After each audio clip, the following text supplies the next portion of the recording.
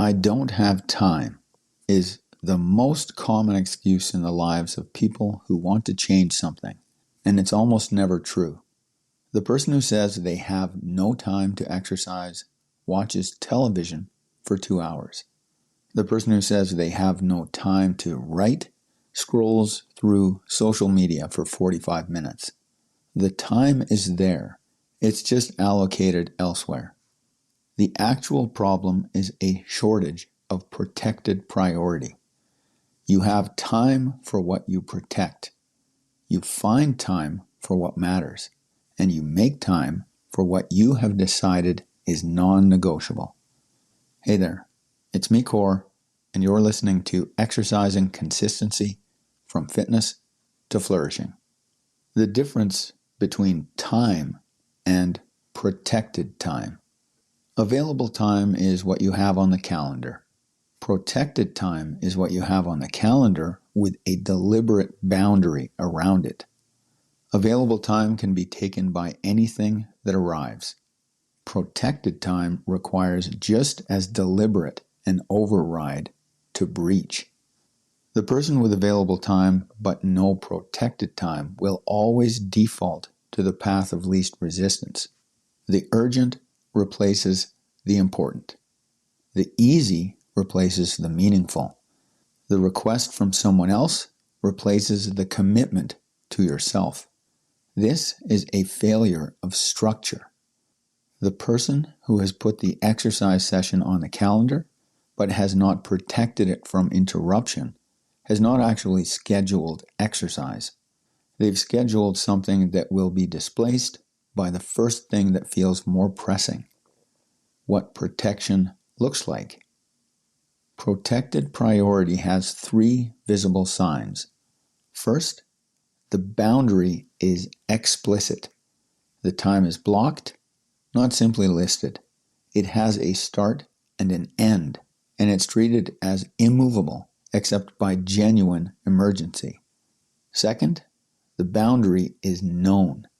The people who might interrupt know that this time is not available. You have communicated that. You've not silently hoped that they would respect an invisible line. Third, the boundary is practiced. You've gone through the discomfort of holding the line. Under pressure to bend, you've enforced your time. Now it's respected and part of your reputation. The person who protects their priority doesn't need more time. They need less flexibility around the time they already have. The priority doesn't get done after everything else. It's the focus during protected time. Everything else adjusts. The audit. Look at this week. Not what you planned, what actually happened. Where did the time go? Which hours were protected? Which were available and then consumed by something unplanned? The gap between intention and execution is almost always a gap between available time and protected time. The person who says they'll exercise after work but has no boundary around the after work window is not lacking time. They're lacking a protected block. The fix is not to find more hours. It's to put a boundary around the hours that are already there. You don't need more hours. Time was never the obstacle. The obstacle was the absence of a line you were willing to defend. Once a priority is protected, it stops competing with everything else. It becomes the anchor around which the rest of your tasks are organized. Protected time is about honesty. It forces you to confront what you actually value instead of what you claim to value. It exposes the gap between the identity you want and the behaviors you permit. And once that gap is visible, you can bridge it. The moment you put a boundary around a priority, you stop negotiating with distraction.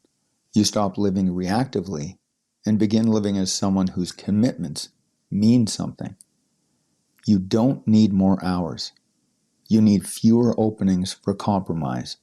Set the boundary, protect the priority. The person who does that doesn't gain more time. They gain a life that finally reflects their intentions. To put this practice in place and turn it from an idea into a lived experience, start your day one inside the ACT Score Challenge. Go to exercisingconsistency.com. That's it for today. Catch you next time.